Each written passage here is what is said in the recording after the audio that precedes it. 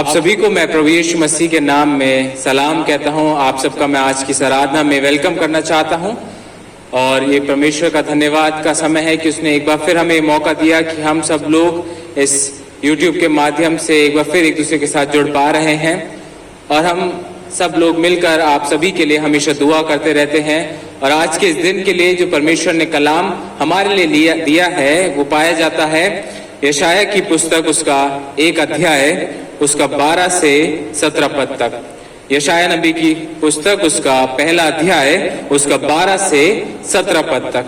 यहाँ परमेश्वर कलाम इस प्रकार कहता है, तुम जब अपने मुंह मुझे दिखाने के लिए आते हो तब ये कौन चाहता है कि तुम मेरे आंगनों को पांव से रौंदो। व्यर्थ अनबली फिर मत लाओ, धूप से मुझे घृणा है। नए चांद और विश्राम दिन को मनाना और सभाओं का प्रचार करना ये मुझे बुरा लगता है। महासभा के साथ ही साथ अनर्थ काम करना मुझसे सहा नहीं जाता। तुम्हारे नए चांदों और नियत पर्वों के मानने से मैं जी से बैर रखता हूँ। वे सब मुझे बोझ जान पड़ते हैं, मैं उनको सहते सहते उगता गया हूँ। जब तुम मेरी ओर हाथ फैलाओ तब मैं तुमसे मुख फेर लूंगा। तुम कितनी भी प्रार्थना क्यों ना करो तो भी मैं तुम्हारी ना सुनूंगा, क्योंकि तुम्हारे हाथ खून से भरे हैं। अपने को धोकर पवित्र करो, मेरी आंखों के सामने से अपने बुरे कामों को दूर करो। भविष्य में बुराई करना छोड़ दो, भलाई करना सीखो। यतन से न्याय करो, उपद्रवों को सुधारो। अनाथ का न्याय चुकाओ और विधवा का मुकदमा लड़ो। परमेश्वर पिता अपने पाक कलाम के पढ़े और सुने जाने पर अपनी आशीष दे, आमीन। आइए हम प्रार्थना करें। सर्वशक्तिमान दयालु पिता परमेश्वर, एक बार फिर बड़े आदर के साथ तेरी हुजूरी में आते हैं प्रभु जी। धन्यवाद देते हैं कि ये मुबारक समय तूने हमें दिया है कि हम तेरे नाम को ले पा रहे हैं, तेरे कलाम को सुन पा रहे हैं, तेरे कलाम को पढ़ पा रहे हैं प्रभु। और इस समय जब तेरी हुजूरी में झुके हुए हैं प्रभु जी, तो अपने आप को पूरी तरीके से शून्य करना चाहते हैं प्रभु। हमारी मदद कर प्रभु, हमारे मनों को पाक साफ कर प्रभु, ताकि इस समय जब हम तेरे सम्मुख बैठे हैं प्रभु तो हमारा हर एक सोच विचार केवल और केवल तेरे लिए होने वाला हो सके प्रभु जी। अपने कलाम को सीखने और समझने की हमें कुव्वत प्रदान कर प्रभु, ताकि हर एक बातचीत जो अब हो परमेश्वर पिता वो तेरी पवित्र आत्मा की अगुवाई में होने वाली हो सके प्रभु। इस पाक कलाम के माध्यम से हमें से हर एक जना आशीषित होने पाए और हम घटे और तू बढ़े और सादा मान सवन महिमा केवल और केवल तुझको मिलने वाला हो सके। हर एक चीज को प्रभु तेरी हुजूरी में रखते हैं और इस दुआ को प्रभु यीशु मसीह के नाम से मांगते हैं, आमीन। आज तो ये बहुत ही मुबारक समय है जो परमेश्वर की ओर से हमें मिला है कि हम उसके नाम को ले पाते हैं, उसके कलाम को पढ़ पाते हैं।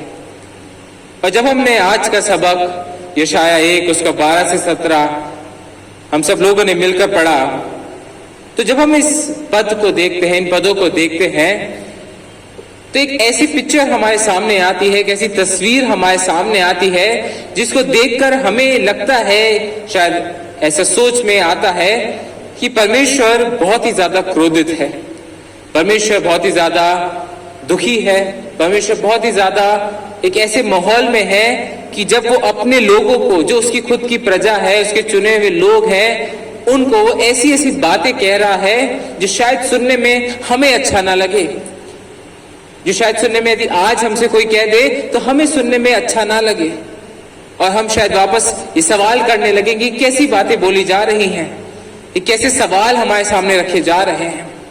और वैसी कुछ बातें हैं जो यहाँ परमेश्वर अपने जन यशाया के द्वारा अपने लोगों को कह रहा है। और जब हम उन बातों को पढ़ते हैं, उन बातों के ऊपर गौर करते हैं, तो हमें बहुत बारी समझ भी नहीं आता है कि परमेश्वर क्या कह रहा है, परमेश्वर क्यों कह रहा है अपने लोगों से, अपनी निज प्रजा से, जिससे उतना प्रेम रखता है, जिसे वो चुनता है, जिसे वो बुलाता है, उनसे ऐसी कैसे बातें कह रहा है परमेश्वर।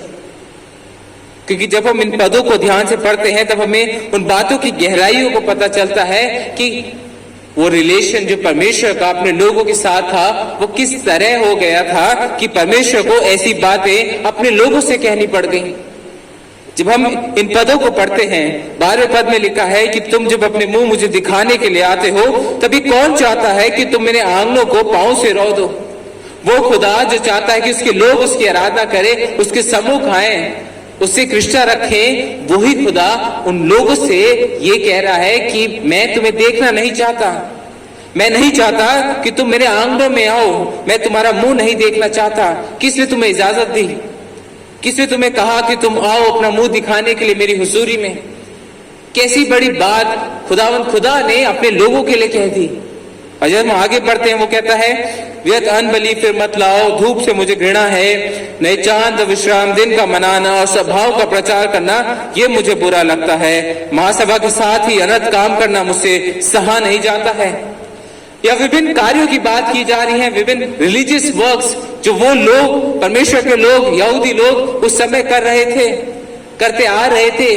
वो नियम, वो उन दिनों का मनाना, उन नए पर्वों का मनाना, उन फीस्ट का मनाना, उन सब चीजों के लिए खुदा उनसे कहता है कि ये सब चीजें जो तुम कर रहे हो ये मुझे बुरा लगता है, ये मुझे सहा नहीं जाता, इनसे मुझे बैर है। आखिर क्यों ऐसी परिस्थितियां हो गई? क्या ऐसा माहौल हो गया कि इन लोगों के लिए परमेश्वर को ऐसी बातें बोलनी पड़ गई कि वो खुदा जो अपने लोगों से मिलना चाहता है, वो खुदा जो चाहता है कि वो अपने लोगों से साथ एक अच्छा एक रिश्ता रखे, उन लोगों के लिए परमेश्वर ने कह दिया कि तुम जो भी धार्मिक कार्य कर रहे हो, इन सब चीजों से मुझे बैर है, इनसे मुझे घृणा आती है। आखिर ऐसा क्या हो गया था उस माहौल में? क्योंकि वो आगे इन्हीं चीज का फिर से विवरण करता है कि तुम्हारे नए चांदों और नियत पर्वों से मैं जी से बैर रखता हूं, वे मुझे बोझ से जान पड़ते हैं, मैं उनके सहते सहते उकता गया हूं। ये वही पर्व हैं, वही ऐसे फेस्टिवल्स हैं जो खुद परमेश्वर ने भी उन लोगों से कहा था मानने के लिए, मनाने के लिए। चाहे फसह का पर्व हो, तंबू का पर्व हो, विभिन्न पर्व है, हम सब जानते हैं। बहुत से ऐसे चीजें थी जो यहूदी लोग कर रहे थे, व्यवस्था में उन्हें बताई गई थी, ये बलियां भी उन्हें बताई गई थी, वो बलियां भी कर रहे हैं, चढ़ा रहे हैं, हर एक चीज वो कर रहे हैं, वो धार्मिक कार्य कर रहे हैं जो उन्हें पता है करने चाहिए। तो उन्हीं कार्यों को करने के लिए जो इतने सालों से वो करते आ रहे हैं, आज परमेश्वर उन्हें मना कर रहा है। आज परमेश्वर नहीं चाहता कि वो सब वो कार्य परमेश्वर की हुजूरी में आके करें। आज ऐसा क्या हो गया जो उनकी हालात ऐसे हो गए कि वो रिश्ता जो परमेश्वर का अपने लोगों के साथ था, वो आज रिश्ता ऐसा हो गया कि खुदा नहीं चाहता कि ये लोग उसके सम्मुख आए। 15वें पद में वो कहता है कि जब तुम मेरी ओर हाथ फैलाओ तब मैं तुमसे मुख फेर लूंगा। कि जब उसके लोग उसके सामने आएंगे, उससे प्रार्थना करेंगे, उसके सम्मुख अपने हाथों को फैलाएंगे, तो परमेश्वर यहोवा कहता है कि मैं अपना मुख तुमसे फेर लूंगा। बहुत ही भयानक सी एक पिक्चर हमारे सामने आती है। एक ऐसी दशा जो शायद हम में से कोई नहीं चाहेगा कि किसी के साथ हो, या किसी को इस नजरिए का सामना करना पड़े, इस सिचुएशन में आना पड़े कि जब खुदा हमसे कह दे कि मैं तुम्हारा मुख नहीं देखना चाहता, तुम मुझसे प्रार्थना करोगे, मैं अपना मुख फेर लूंगा, मैं तुम्हारे पर्वों से, तुम्हारे सब सेलिब्रेशन से, सब रिलीजियस ड्यूटी से जो तुम कर रहे हो मेरी हुजूरी में, मैं नहीं चाहता तुम करो। और वो क्यों परमेश्वर नहीं चाहता? क्या ऐसी हालत थी? जब हम यशाया उसका पहला अध्याय, अगर हम थोड़ा सा ध्यान देंगे उन चीजों के ऊपर, उन क्या ऐसे हालात हो गए थे कि क्यों खुदावन ने ऐसी बातें अपने लोगों के लिए बोली? क्या वो परिस्थितियां आ गई थी? किस कंडीशन में वो लोग पहुंच गए थे कि एक पिता जो अपने बच्चों से बहुत प्यार करता है, वो ऐसी बातें कहने के लिए मजबूर हो गया? वो कौन से हालातों में वो बच्चे, वो उसकी निज प्रजा पहुंच गई थी? क्योंकि वहां 15 पद के एंड में वो कहता है कि जब तुम कितनी भी प्रार्थना क्यों ना करो तो अभी मैं तुम्हारी नहीं सुनूंगा, क्योंकि तुम्हारे हाथ खून से भरे हैं, क्योंकि तुम्हारे हाथ खून से भरे हैं। उस समय के जो लोग थे यहूदा और यरूशलेम के, वैसे क्या चीजें कर रहे थे, उनकी इन परिस्थितियों में पाए जा रहे थे, कौन से उनकी बातें थी, कौन से उनके एक्शन थे, क्या ऐसे कार्य थे जिनकी वजह से खुदा कहता है कि तुम्हारे हाथ खून से रंगे हुए हैं, तुम मेरे सम्मुख ना हो। वो पिता जो अपने लोगों को चाहता है मेरे पास आए, आज वो क्यों कह रहा है अपने लोगों से कि तुम मेरे पास से दूर हो जाओ? यदि हम इसका पहला अध्याय यशाया उसका 1 अध्याय उसी का दूसरे पद से हम पढ़ना स्टार्ट करें, दूसरे पद से हम थोड़ी देर उस पर गौर करना चाहेंगे। वहां लिखा है, हे स्वर्ग सुन और हे पृथ्वी कान लगा, हे स्वर्ग सुन और हे पृथ्वी कान लगा, क्योंकि यहोवा कहता है मैंने बाल बच्चों का पालन पोषण किया और उनको बढ़ाया भी, परंतु उन्होंने मुझसे बलवा किया। मैंने बाल बच्चों का पालन पोषण किया और उनको बढ़ाया भी, परंतु उन्होंने मुझसे बलवा किया। जब हम इस आयत को देखते हैं, यहाँ बहुत ही एक हेवी लैंग्वेज का इस्तेमाल परमेश्वर ने अपने दास के द्वारा किया है, और वो कहता है कि हे स्वर्ग सुन और हे पृथ्वी कान लगा। क्यों परमेश्वर स्वर्ग और पृथ्वी से कह रहा है उसकी बातें सुनने को? क्यों वो कह रहा है कि तुम मेरी बात सुनो, हे स्वर्ग सुन, हे पृथ्वी कान लगा? क्योंकि उसके खुद के जो लोग थे, उसकी जो निज प्रजा थी, वो परमेश्वर की बात को सुन नहीं रही थी, वो परमेश्वर की बातों को अनसुना कर रहे थे। और जब परमेश्वर ये देख रहा है कि उसके बुलाए हुए जन, उसके बुलाए हुए उसके बेटे और बेटियां, जिस प्रजा को उसने बड़े प्यार से बुलाया है, बचाया है, वो आज इसकी बात को नहीं सुन रहे हैं, वो उस दशा में पहुंच गया है, उस पेन में है। वो खुदा उस पेन में है। It's a pain of a father, of a mother, of a parent. जब माता पिता को, जब उनके बच्चे जो होते हैं ना, जब वो उनकी बातों को अनसुना कर देते हैं, जिनका उन्होंने पालन पोषण किया होता है, और वहां वो उसी दर्द का एहसास हमें होता है कि जब हम देखते हैं कि परमेश्वर कहता है कि मैंने बाल बच्चों का पालन पोषण किया और उनको बढ़ाया भी। I have done everything in me to raise this people. उन्होंने, परमेश्वर ने हर एक चीज करी इन लोगों को बढ़ाने के लिए, उनको पालन पोषण करने के लिए, और वहां उन्होंने फिर भी उन सब चीजों के बावजूद भी, हर एक चीज जो परमेश्वर ने उनके लिए की, उन लोगों ने परमेश्वर के खिलाफ बलवा किया। और इसलिए परमेश्वर स्वर्ग और पृथ्वी से कह रहा है कि मेरी बात को सुनो, मेरी ओर कान लगाओ। इससे बड़ी चीज खुदा नहीं कह सकता अपने लोगों के लिए, कि किस वो हालात में पहुंच गए थे कि उन्होंने उस खुदा से, जिसने उन्हें बनाया, जिसने उन्हें बुलाया, उससे बलवा कर लिया है। इंग्लिश में शब्द का इस्तेमाल किया गया है, वहां लिखा है they have turned rebellious against God. वहां शब्द रेबेलियन का इस्तेमाल है, बलवा, विद्रोह। और ये शब्द आम यूसेज में नहीं आता है ना। देखा, हम किसी से नाराज होते हैं तो हम ये नहीं कहते ना कि इसने मेरे साथ विद्रोह कर लिया है, या ये मेरे साथ बलवा कर रहा है, इज बिकम रिबेलियस। बलवा शब्द है, रिबेलियस शब्द है, ये बहुत ही बड़ी सिचुएशंस में आता है। ज्यादातर तब आता है जब एक ग्रुप ऑफ पीपल अपनी अथॉरिटी के विरुद्ध कार्य करते हैं, जब वो नहीं चाहते कि वो अथॉरिटी उनके ऊपर रहे। और यहाँ हम देखते हैं, यहाँ अथॉरिटी है वो खुदा की है, और यहाँ वो लोग, वो आज उस अथॉरिटी के अगेंस्ट खड़े हैं। उनकी हालात ऐसे हो गई हैं, वो उन कार्यों में पड़ गए, उनकी सोच, उनकी शरीरों की हालत, उनकी मन की हालत ऐसी हो गई है कि आज वो उस परमेश्वर की अथॉरिटी के विद्रोह में खड़े हैं। They are rebelling against the very authority of God. वो नहीं चाहते कि परमेश्वर का राज्य उनके ऊपर है, परमेश्वर की अथॉरिटी उनके ऊपर है, क्योंकि परमेश्वर आज तक उन्हें संभालता आ रहा है। पर वो आज इस हालात में पहुंच गए हैं, इस तरीके से उन पापों में लिप्त हो गए हैं कि आज वो परमेश्वर को अपने ऊपर नहीं देखना चाहते। वो आज परमेश्वर के साथ बलवा कर रहे हैं, और वो उस मूर्खता में पहुंच गए हैं, उस मूर्खता के उस लेवल पे पहुंच गए हैं जिसका वर्णन 30वें वर्ष में वहां लिखा है, बैल तो अपने मालिक को और गधा अपने स्वामी की चरनी को पहचानता है, परंतु इज़राइल मुझे नहीं जानता और मेरी प्रजा विचार नहीं करती है। हम सबको मालूम है कि बैल और गधा एक ऐसा एग्जाम्पल है जो बहुत ही लो लेवल में आता है, जानवरों के बहुत ही लो लेवल में आता है। किसी को हम कम बताना चाहते होते हैं, या किसी की कम IQ बोलते हैं, तो उसको गधा या बैल की तरह रेफर करा जाता है, क्योंकि उनका होता है कम। और वहां वो एग्जाम्पल दिया जा रहा है कि वो जो लोएस्ट ऑफ द एनिमल्स हैं, जो सबसे कम समझ रखते हैं जानवर, वो तक भी अपने स्वामी को पहचानते हैं, अपने मालिक को जानते हैं, पर इज़राइल मुझे नहीं जानता। परमेश्वर के लोग अपने परमेश्वर को नहीं जानते, वो उसका विचार नहीं करते हैं। ऐसी उनकी हालात हो गई थी, ऐसी उनकी कंडीशन हो गई थी कि वो इतने नीचे गिर चुके थे कि जहां गधा भी अपने स्वामी की चरनी को पहचान रहा है और बैल अपने मालिक को पहचान रहा है, पर परमेश्वर के लोग अपने खुदा को नहीं जान रहे, वो उसका विचार ही नहीं कर रहे हैं। ऐसी हालात में वो लोग पहुंच चुके हैं।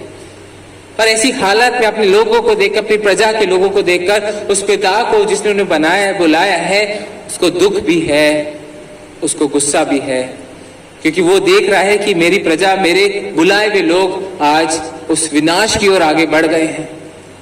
वो ऐसे कार्यों में लिप्त हो गए हैं, उनकी ऐसी हालत हो गई, ऐसी दुर्दशा हो गई है कि उन्हें कुछ समझ नहीं आ रहा है वो किस राह पर आगे बढ़ रहे हैं। इस कंडीशन में उनका जीवन बढ़ रहा है। वो ऐसा जीवन जी रहे हैं जैसे खुदा हो ही ना, ये कह सकते हैं वो ऐसा जीवन जीना चाह रहे हैं कि जहां खुदा हो ही ना। they're living as if God does not exist. क्योंकि वो उन पापों में तलिप्त हो गए हैं, उन बातों में इतना खो गए हैं, क्योंकि उनको मालूम है यदि वो खुदा को रिकॉग्नाइज करेंगे, if they will recognize the authority of God, then they will have to come out of their sins. यदि उस परमेश्वर की व्यवस्था में वो जाएंगे, परमेश्वर को जानेंगे, पहचानेंगे, तो उन्हें उन कार्यों को छोड़ना पड़ेगा, उन बातों को छोड़ना पड़ेगा, उन पापों को छोड़ना पड़ेगा। और ये बहुत बारी मुश्किल हो जाता है लोगों के लिए करना, क्योंकि पाप बहुत एक्साइटिंग होता है। बहुत बारी पाप ऐसी चीजें हमें करने के लिए कहता है जो हमारे शरीर को आकर्षित करती हैं। पाप हमें ऐसी व्यवस्था में ले जाता है, हमारी ऐसी परिस्थितियों में ले जाता है जहां से हम निकलना नहीं चाहते हैं, या बहुत बार निकल भी नहीं पाते हैं। ऐसी हालत हो जाती है लोगों की, और ऐसी हालत उस समय लोगों की भी थी। और जब हम इस पूरे चैप्टर को पढ़ेंगे, अगर आप चौथे पद से आगे पढ़ना शुरू करेंगे, वहां इसी चीज का जिक्र है कि कैसे उन लोगों की हालत कितनी बुरी हो गई थी कि परमेश्वर को उनके ऊपर गुस्सा भी आ रहा है, परमेश्वर तकलीफ में भी अपने लोगों को देखने के लिए, अपने बच्चों को देखने के लिए। और वो कहता भी है कि तुम क्यों ऐसा कर रहे हो, क्यों तुम और बुरा बनना चाह रहे हो, क्यों तुम और मार खाना चाह रहे हो, क्यों ऐसी परिस्थितियों में आगे बढ़ रहे हो। It's a heart of a father, it's a heart of someone who loves the people whom he has called. वो परमेश्वर पिता जिसने उन्हें बुलाया है, वो प्यार भी करता है उनसे, उसे तकलीफ भी होती है कि मेरे लोग कहाँ जा रहे हैं आज, कि मेरे लोग आज किस तरीके से अपने जीवन को बिता रहे हैं। वहां कहता है चौथे पद में, कहता है, हाय ये जाति पाप से कैसे भरी है, ये समाज अधर्म से कैसा लदा हुआ है, इस वंश के लोग कैसे कुकर्मी हैं, ये बाल बच्चे कैसे बिगड़े हुए हैं। उन्होंने यहोवा का छोड़ दिया, उन्होंने इजराइल के पवित्र को विरुद्ध जाना है, वे पराये बनकर दूर हो गए हैं। पॉलिटिकल तरीके से, सोशल तरीके से, स्पिरिचुअल तरीके से, रिलीजियस तरीके से, हर एक तरीके से वो समाज बर्बादी की ओर बढ़ चुका था। वो समाज बर्बादी की ओर बढ़ चुका था। उनके कार्य ऐसे हो गए थे कि सामाजिक तौर पर, पॉलिटिकल तौर पर और स्पिरिचुअल तौर पर हर एक तरीके से वो नीचे के नीचे और नीचे होते जा रहे थे। और थोड़े टाइम बाद अगर आप देखेंगे तो यही हुआ भी कि ये लोग पॉलिटिकल तरीके से भी बर्बाद हो गए, स्पिरिचुअल तौर पे तो बर्बाद थे ही, पॉलिटिकल तरीके से भी बर्बाद हो गए, उनका सोशल स्ट्रक्चर भी तबाह हो गया, हर एक जगह तबाही तराही हो गई। और वो क्यों हुआ? क्योंकि उन्होंने उस परमेश्वर को त्याग दिया, उन्होंने अपना जीवन उस तरीके से व्यतीत करना शुरू कर दिया कि वो खुदा को पहचानते ही नहीं। ऐसे बिगड़े हुए हो गए थे, ऐसी हालात में हो गए थे, और ये परमेश्वर को बिल्कुल नहीं भाया। परमेश्वर नहीं चाहता कि उसके लोग ऐसी हालात में रहे। वो देखता है तो उसको दुख होता है, उसको तकलीफ होती है, क्योंकि वो हमसे प्यार करता है, अपने लोगों से प्यार करता है। और इसलिए वो बार बार अपने नबियों को भी भेजता है कि वो नबियों के द्वारा वो संदेश उन लोगों तक पहुंचाए, उनकी हालत, लोगों की हालत उनको बता सके, उनको एक आईना दिखा सके कि देखो कि ये तुम्हारी हालत हो चुकी है, इस कंडीशन में तुम आज खड़े हो। और यही परमेश्वर उन्हें बता रहा है। और जब आप 5वां, 6वां, 7वां, 8वां, 9वां, 10वां पद, 11वां पद, ये सब पद आप पढ़ेंगे, आप इस पे ध्यान से देखिए कि कितनी बदतर हालात में वो लोग पहुंच चुके थे, उनका जीवन कितनी बदतर हालात में पहुंच चुका था। हर एक तरीके से वो पिछड़े जा रहे थे, वो नीचे गिरे जा रहे थे, और उन्हें नहीं समझ में आ रहा था, उन्हें नहीं दिखाई दे रहा था। वो परमेश्वर के विरोध में चल रहे थे, उनका जीवन ऐसे चल रहा था जैसे कि वो परमेश्वर को जानते ही नहीं। बहुत बारी हमारी भी हालत ऐसी ही हो जाती है। बहुत बारी आज के टाइम में हमारी हालत भी ऐसी हो जाती है कि हम इस तरीके से अपने जीवन में खो जाते हैं, इस तरीके से अपने पापों में खो जाते हैं कि हमारा जीवन इस प्रकार से चलने लगता है कि जैसे हम खुदा के विद्रोह में चल रहे हैं, कि हम खुदा को वैल्यू नहीं करते हैं, हम खुदा की बातों की तवज्जो नहीं करते हैं। आज हमें देखना है कि हम किस तरीके से अपने जीवन को व्यतीत कर रहे हैं, क्योंकि देखिए एक इंसान 3 ही तरीके से अपने जीवन को व्यतीत कर सकता है। There are only 3 ways a person can live his or her life. पहला तरीका है कि उसका जीवन परमेश्वर को महिमा देता है, कि जब कोई उसको देखता है, केवल उसकी बातों से नहीं, उसके कार्य से, उसके कैरेक्टर से, हर एक चीज से जो उस मनुष्य वो करता है, उसके द्वारा परमेश्वर पिता को महिमा मिलती है, उसके चरित्र के द्वारा परमेश्वर दिखते हैं, प्रभु यीशु मसीह दिखते हैं।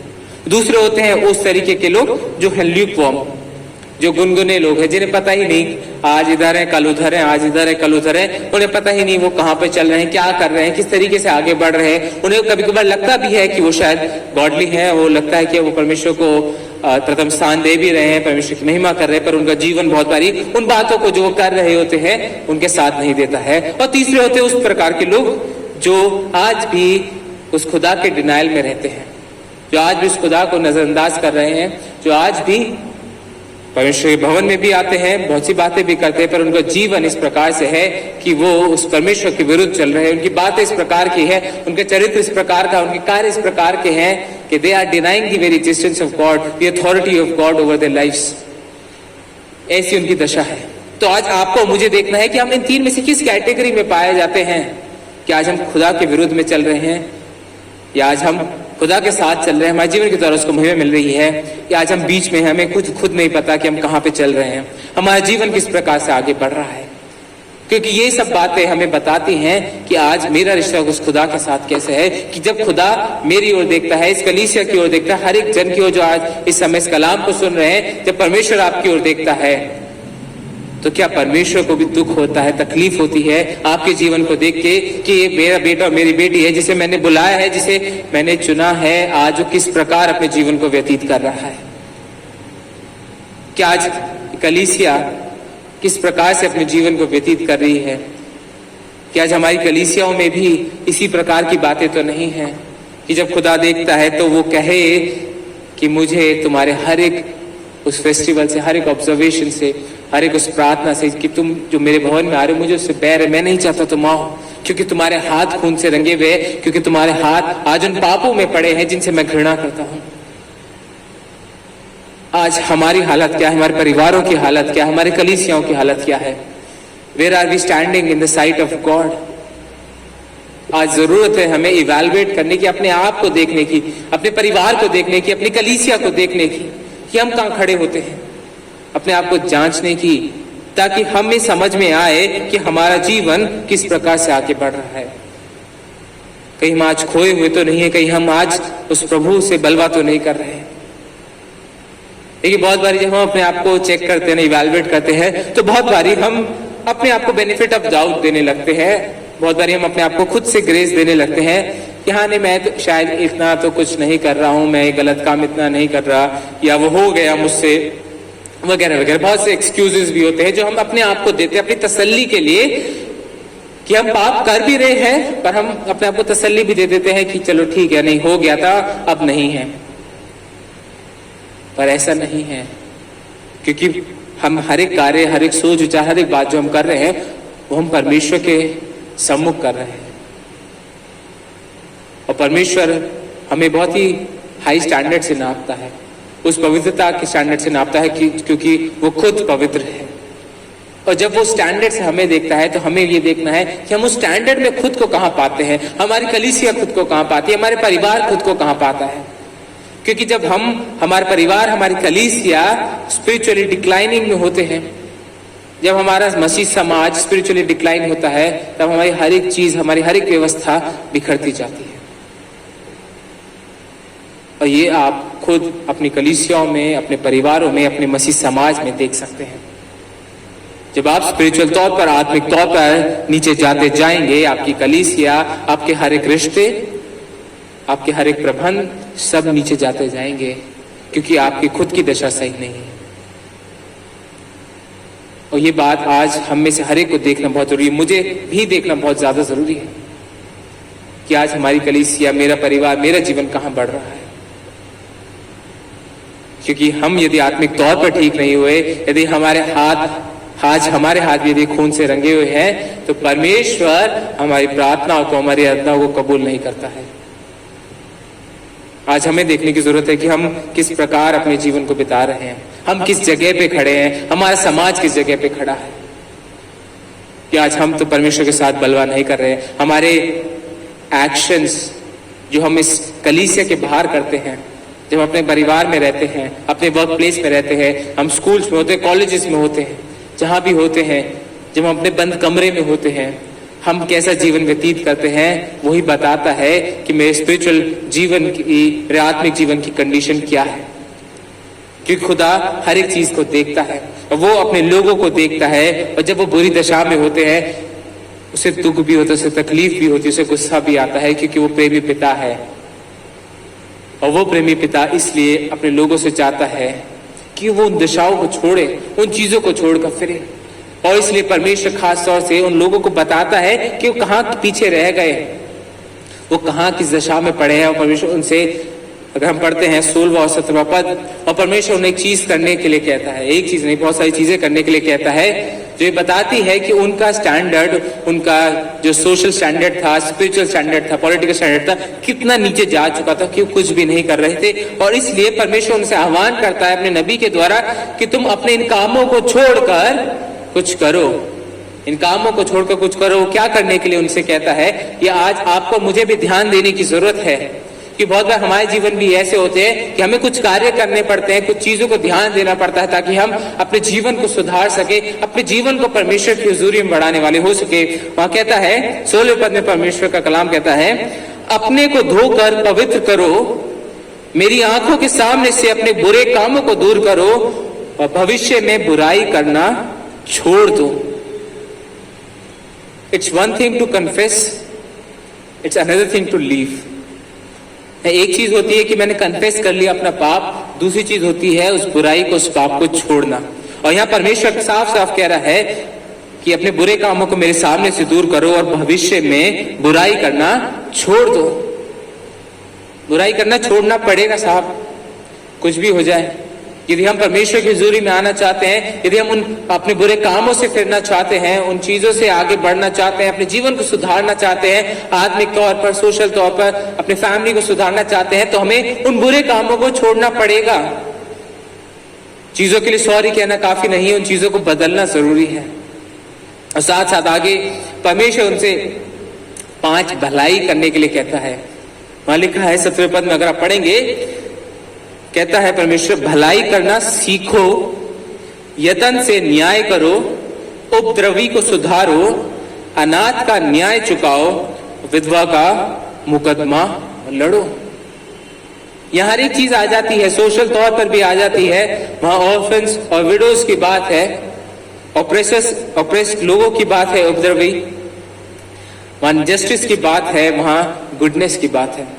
और इन सब चीजों के लिए परमेश्वर उनसे कहता है कि लर्न टू डू गुड, भलाई करना सीखो। बहुत बारी हम अपने जीवन में, हमें पता होता भला है ये करना, पर हम करते नहीं हैं। और जब तक हम करेंगे नहीं, वो हमसे होगा नहीं। और जब तक हम उसे अपनी प्रैक्टिस में नहीं लाएंगे, we will not be able to live a good life. क्योंकि परमेश्वर कलाम हमें सिखाता है याकूब 4:17 में कि यदि तुम भलाई करना जानते हो और नहीं करते हो तो ये तुम्हारे लिए पाप है। आज हमें देखना है, समझना है और करना है, हमें भलाई करना है आज। और वो भलाई विभिन्न तरीके से होती है। आज के जमाने में, आज के समाज में हमें देखना है कि हम कैसे भलाई कर सकते हैं। दूसरी चीज वो कहता है यतन से न्याय करो, we have to seek justice. अपने जीवन में, अपने परिवार में, अपने लोगों के बीच में न्याय की बात करता है परमेश्वर, क्योंकि वो न्यायी खुदा है। We can not run away from justice. आज हमारे समाज में बहुत अन्याय है, और अन्याय इसीलिए है क्योंकि लोग अन्यायी हो गए हैं। आज हमें उस न्याय की तरफ आगे बढ़ना कि जब हम न्यायी होंगे, when we will seek justice, तब हम बहुत से लोगों के लिए जस्टिस ढूंढ पाएंगे, उनकी मदद कर पाएंगे। फिर आगे वो कहता है कि उपद्रवी को सुधारो। जो ऑप्रेस्ड लोग हैं, आज समाज में हमारे बहुत से ऑप्रेस्ड लोग हैं, उस जमाने में भी ऑप्रेस्ड लोग थे कि जो पावरफुल लोग होते हैं वो कमजोर वर्ग को ऑप्रेस करते हैं, उन्हें दबाते हैं, और परमेश्वर को ये बिल्कुल नहीं पसंद। इसलिए वो कहता है उपद्रवों को सुधारो। You have to stand with the oppressed. उन लोगों के साथ जो नीचे दबाए जाते हैं, विभिन्न वर्गों के लोग होते हैं, विभिन्न जाति के लोग होते हैं। परमेश्वर चाहता है कि वो लोग ऑप्रेस्ड ना रहे, और वो तब होता है कि जब जो बाकी लोग जो ऑप्रेस्ड नहीं है वो उनके साथ खड़े हो। ये परमेश्वर चाहता है। क्या कहता है, अन्याय, अनाथ का न्याय चुकाओ। जो ऑर्फन्स हैं, we have to take care of them. जो विडोज हैं, we have to take care of them.